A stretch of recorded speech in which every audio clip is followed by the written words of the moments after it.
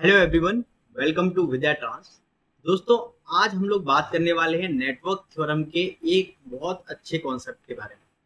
तो जब भी हम नेटवर्क थ्योरम की बात करते हैं, कई स्टूडेंट और कई लोग ये बोलते हैं कि ये जो पर्टिकुलर क्वेश्चन है ये तो हम नेटवर्क थ्योरम्स के बिना भी कर सकते थे, इसमें नेटवर्क एनालिसिस लगा सकते थे, मैश एनालिसिस लगा सकते थे और केवीएल केसीएल की मदद से हम लोग इस क्वेश्चन को सॉल्व कर लेते। तो नेटवर्क एनालिसिस का यहाँ नेटवर्क थ्योरम्स का यहाँ पर क्या यूज है। तो आज मैं आपको एक ऐसा क्वेश्चन दिखाने वाला हूं जहां पर आप बिना नेटवर्क थ्योरम के उस क्वेश्चन को सॉल्व नहीं कर पाएंगे।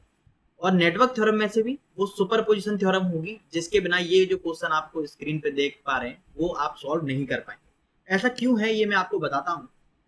यहाँ पर अगर आप ध्यान से देखें तो आप देख पा रहे होंगे कि यहाँ पर दो सोर्सेस हैं, एक वोल्टेज सोर्स है और एक करंट सोर्स है। और इन दोनों सोर्सेज की जो फ्रिक्वेंसी है वो आप देख पा रहे होंगे डिफरेंट है। ये 10, इसकी एंगुलर फ्रिक्वेंसी 10 है। यहाँ पर जो एंगुलर फ्रिक्वेंसी है वो 10 है। यहाँ पर एंगुलर फ्रिक्वेंसी जो है वो है 5। ओके, अब भाई दोनों की अलग अलग फ्रिक्वेंसी है तो क्या प्रॉब्लम है, क्यों नहीं सॉल्व कर पाएंगे। इसलिए नहीं सॉल्व कर पाएंगे क्योंकि जो रिएक्टेंस है, जो इंडक्टर और कैपेसिटर का जो रिएक्टेंस है वो फ्रिक्वेंसी पे डिपेंड करता है। तो इंडक्टर का रिएक्टेंस हो जाएगा ओमेगा एल और कैपेसिटर का रिएक्टेंस जो होगा वो हो जाएगा 1 अपॉन ओमेगा सी। ओके, तो ये फ्रिक्वेंसी पे डिपेंड कर रहा है। अब बताइए, दोनों दोनों सोर्स लगे हुए हैं, दोनों की फ्रिक्वेंसी अलग अलग है, तो किसकी फ्रिक्वेंसी आप यहाँ पे डालेंगे। तो यहाँ पर क्रिएट हो जाएगा आपका डिस्प्यूट जो आप सॉल्व नहीं कर सकते। ठीक है, क्योंकि आपके पास दो सोर्सेज हैं, उनकी फ्रिक्वेंसी अलग अलग है। तो यहाँ पर जो इंडक्टर और कैपेसिटर हैं उनकी जो उनमें जो फ्रिक्वेंसी कंपोनेंट है वहां आपका इफेक्ट पड़ जाएगा। ठीक है, तो आपको यहाँ पर काफी प्रॉब्लम आ जाएगी। तो ऐसे क्वेश्चंस को सॉल्व करने के लिए आप क्या करेंगे, ऐसे क्वेश्चंस को सॉल्व करने के लिए आप यूज करेंगे सुपरपोजिशन थ्योरम का। सुपरपोजिशन थ्योरम में आप क्या करते हैं, एक बार में एक सोर्स को ऑन करते हैं और बाकी सारे सोर्सेज को ऑफ कर देते हैं और उस इंडिविजुअल सोर्स की वजह से रिस्पॉन्स निकाल लेते हैं। यहाँ पर देखिए, इस क्वेश्चन में हमें क्या निकालना है, हमें निकालना है वीसीटी, यानी कि वोल्टेज अक्रॉस दिस कैपेसिटर। और वोल्टेज अक्रॉस दिस कैपेसिटर आपको निकालना है तो वो आप एक तरीके से निकाल सकते हैं कि आप इस सोर्स को ऑन रखिए और इसकी वजह से यहाँ पर वोल्टेज निकाल लीजिए। दूसरी बार में इस सोर्स को ऑफ कर दीजिए और दूसरे वाले सोर्स को ऑन रखिए और उसकी वजह से यहाँ पे वोल्टेज निकाल दीजिए। और उन दोनों वोल्टेजेस को जब आप ऐड करेंगे तो वो बराबर होगा आपका टोटल वोल्टेज के। ये चीज अपने ध्यान में आप लोग एक बार लेके आइए। ठीक है, अब देखिए, अब इसको हम लोग कैसे सॉल्व करते हैं। हम लोग सुपरपोजिशन थ्योरम यहाँ पे लगा देंगे। उससे पहले एक इंफॉर्मेशन मैं आपको दोस्तों दे दूं, मैं अन अकेडमी प्लेटफॉर्म पे 5:30 PM रोज फ्री लाइव क्लास ले रहा हूँ। फ्री लाइव क्लास आपकी चल रही है अन अकेडमी प्लेटफॉर्म पे, फ्री लाइव क्लास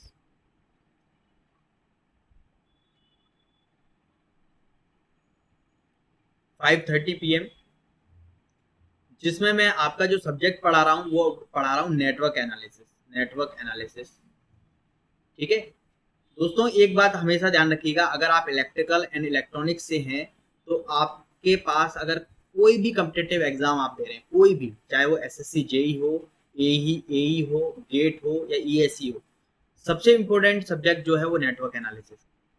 ठीक है, तो आप कोई भी कम्पिटेटिव एग्जाम की तैयारी कर रहे हो या आप वैसे ही नॉलेज के लिए आप सब्जेक्ट को पढ़ना चाहते हो तो आप नेटवर्क एनालिसिस से स्टार्ट कीजिए। मैं अन अकेडमी प्लेटफॉर्म पर फ्री लाइव क्लास ले रहा हूँ 5:30 PM पे। ठीक है, तो आपकी लाइव क्लास रहेगी, उसमें आप मुझसे मिल सकते हैं, डायरेक्ट डाउट पूछ सकते हैं और सारे डाउट मैं आपके क्लियर करूंगा। जैसे यहाँ पर मैं एक छोटा सा कॉन्सेप्ट बता रहा हूँ, वहां पर मैं फुल लेक्चर लेता हूँ।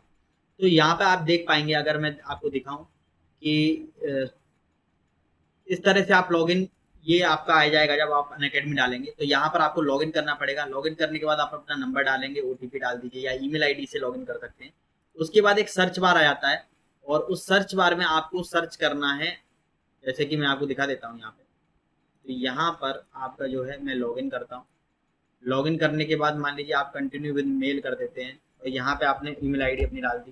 ठीक है, इससे लॉगिन कर लिया तो यहाँ पे जो ओटीपी है वो भेजेगा आपके नंबर पे और इसके बाद यहाँ पे आपको ओटीपी डालना है। बिल्कुल सिंपल प्रोसेस है। और यहाँ पे आपको ओटीपी डाल देना है, और ओटीपी डालने के बाद आपका यहाँ पे लॉगिन हो जाएगा। लॉगिन होने के बाद आपका सर्च बार आ जाता है यहाँ पे, और सर्च बार में आपको क्या करना है, आपको अनुभव जैन सर्च करना है, तो आपको सारे जो लेक्चर हैं वो यहाँ पे मिल जाएंगे। तो यहाँ पे मैं कर देता हूँ आपका,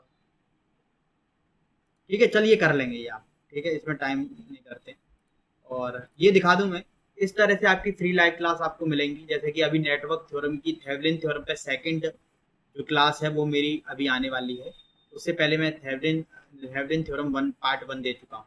तो अभी आपकी देख, जैसे कि सुपर पोजिशन पे आप अगर लेक्चर देना देखना चाहें तो आप देख सकते हैं। तो ये बहुत सारी फ्री क्लासेस अवेलेबल हैं, ठीक है। तो इनको आप लोग जरूर से ज्वाइन कीजिएगा। 5:30 जैसे कि आज है, आज भी आपकी 5:30 पे जो क्लास आपकी मैंने रखी हुई है, तो उसको भी आप ज्वाइन कर सकते हैं, ठीक है, लाइव क्लास रहेगी आपकी, ठीक है। अब देखिए, अब यहाँ पे आते हैं हम लोग, और यहाँ पर हम लोग सुपर पोजिशन थ्योरम अप्लाई करते हैं। और चलिए, तो यहाँ पर मैंने क्या किया,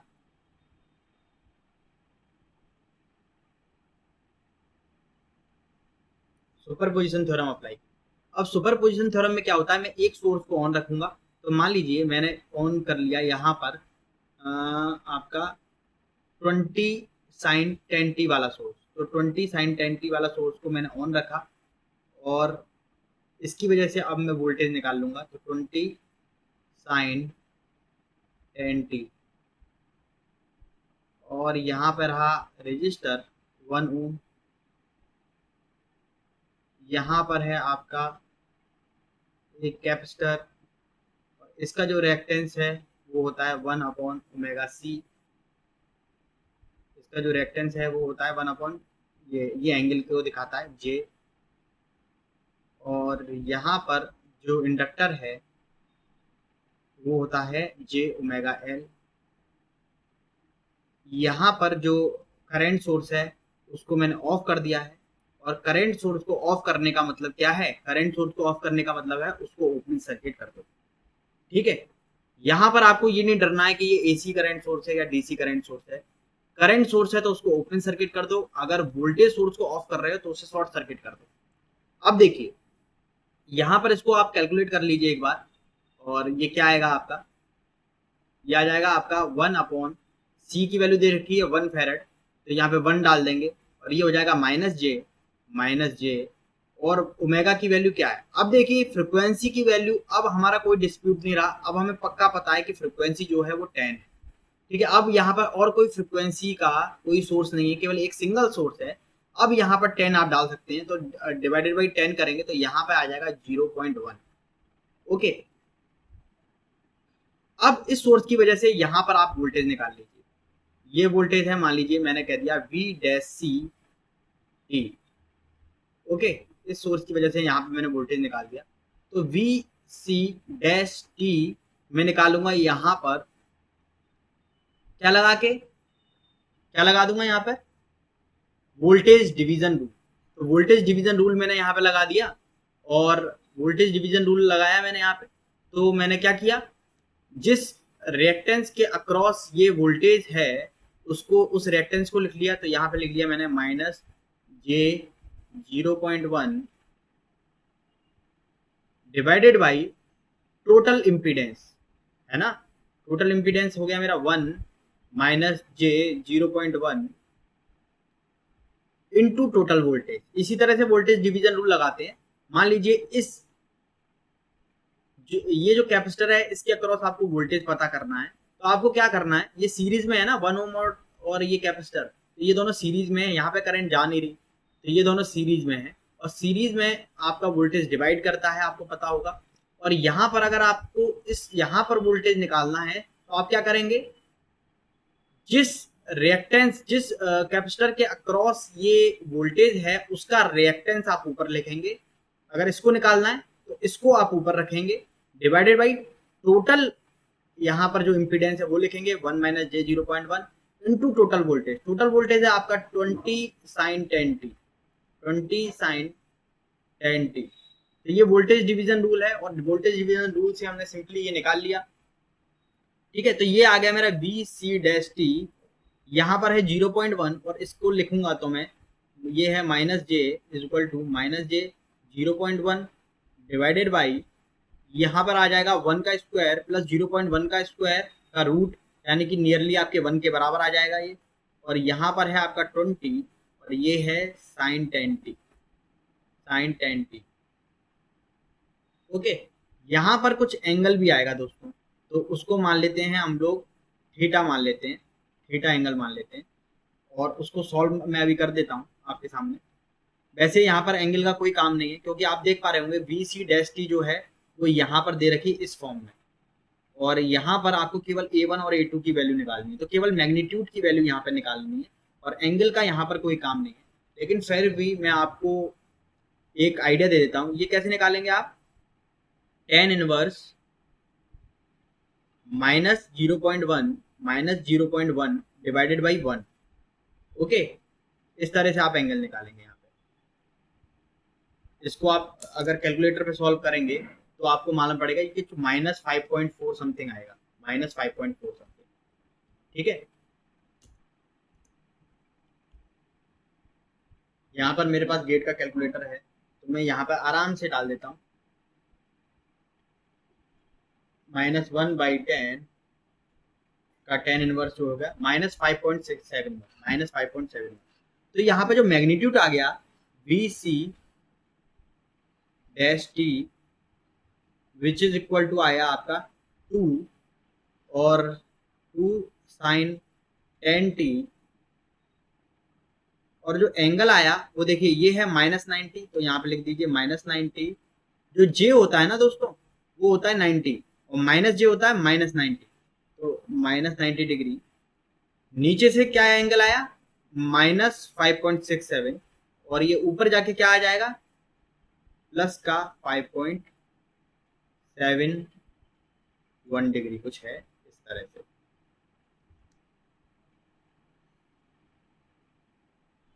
तो ये आपका आ गया, और इनको आप सॉल्व कर लीजिएगा, तो ये आया आपका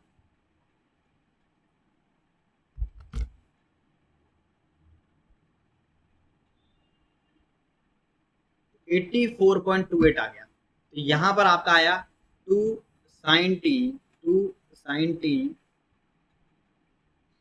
2 साइन 10t माइनस 84 डिग्री 84.28928। वैसे इसको निकालना था नहीं हमें, हम ऐसे भी लिख सकते थे बस, क्योंकि यहाँ पर मुझे A1 पूछा है। ठीक है, ओके, आई होप आपको ये समझ आया होगा। तो ये आया आपका V C dash T. Okay, अब यहाँ पर आप कंपेयर कर सकते हैं, यहाँ पर साइन है ω1 यानी कि 10 है आपका, और θ1 आपका आया 84.28 और A1 आया आपका 2, तो या तो A होगा या B होगा, क्योंकि इन दोनों में ही आपका है 2। अब देखिए, अब निकालेंगे A2 की वैल्यू, और कुल मिला के हमें क्या निकालना है, इस वाले सोर्स की वजह से यहाँ पे वोल्टेज निकालना।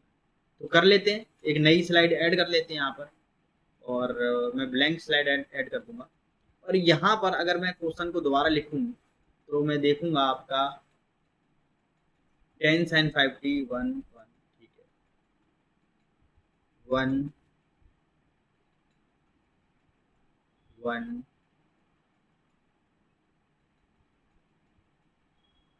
1, ये 1 हेनरी का है, और यहाँ पर है आपका 10 sin 5t 10 sin 5t 10 sin 5t,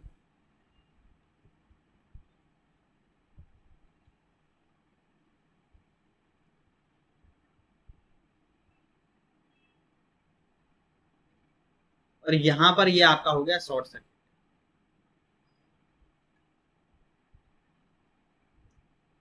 okay, ये वाले सोर्स को मैंने कर दिया शॉर्ट सर्किट, ये सोर्स को ऑन रखा और इसको कर दिया ऑफ, और अब इसकी वजह से यहाँ पे वोल्टेज निकाल देंगे, ये है V''T।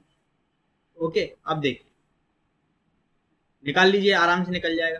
कैसे निकालेंगे, यहाँ पर आप नोडल लगा दीजिए, नोडल एनालिसिस कर लीजिएगा, इस पॉइंट पर आप लगा दीजिए KCL। KCL माने इस नोड पर मिलने वाली सभी करंट का एल्जेब्रिक सम 0 के बराबर होता है, ठीक है, या इस नोड से बाहर जाने वाली सभी करंट का एल्जेब्रिक सम 0 के बराबर होता है। तो हम बेसिकली क्या लेते हैं, बाहर जाने वाली, क्योंकि वो हमारे लिए क्या पड़ता है, इजी पड़ता है। तो एक तो ये प्रिंसिपल नोड है आपका जहां पर 3 एलिमेंट कनेक्टेड है, एक ये वाला जो है वो है आपका प्रिंसिपल नोड, इसको मैं ग्राउंड मान लेता हूँ, इसको मैं कह देता हूँ 0, ठीक है, ये हो गया मेरे लिए 0।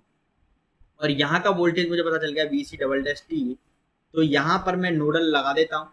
तो यहाँ पर बाहर जाने वाली करंट है ये, और ये बाहर जाने वाली करंट हो गई, और इस नोड की तरफ एक करंट आ रही है। केसीएल को देखने का एक तरीका ये भी है, किसी नोड में एंटर करने वाली जितनी भी करंट है उनका सम जो होता है उस नोड से बाहर जाने वाली करंट के सम के बराबर होता है। वही चीज यहाँ पे हम अप्लाई कर देते हैं क्योंकि एक करंट आ रही है यहाँ पे। ओके, तो अब देखिए ये जो है इसका रिएक्टेंस आपका है कितना था, -j 0.1, और इसका रिएक्टेंस जो है 1H का, इसका था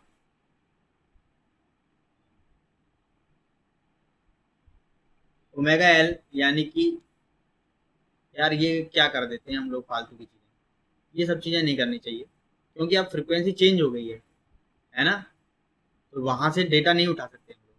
फिर से फॉर्मूला लगाइए एक बार, और फॉर्मूला क्या है, 1/j⍵c minus j into 1/ω_c। Omega इस आपका 5 है, अब इस बार 5 है, इंटू c इज 1, तो यानी कि हो गया आपका, यहाँ पर आ गया आपका रिएक्टेंस जो है वो आया -j 0.2, तो -j 0.2 आया, और यहाँ पर जो आएगा आपका j⍵l यानी कि 5 j⍵, यानी कि 5 l इज यानी कि 1, तो यहाँ पे आएगा आपका j5। ओके, अब यहाँ पर वोल्टेज जो है VC डबल डैश T है, और अब आप क्या कीजिए, यहाँ पर लगा दीजिए क्या, नोडल एनालिसिस। तो VC double dash T divided by आपका आ गया 1 प्लस ये है आपका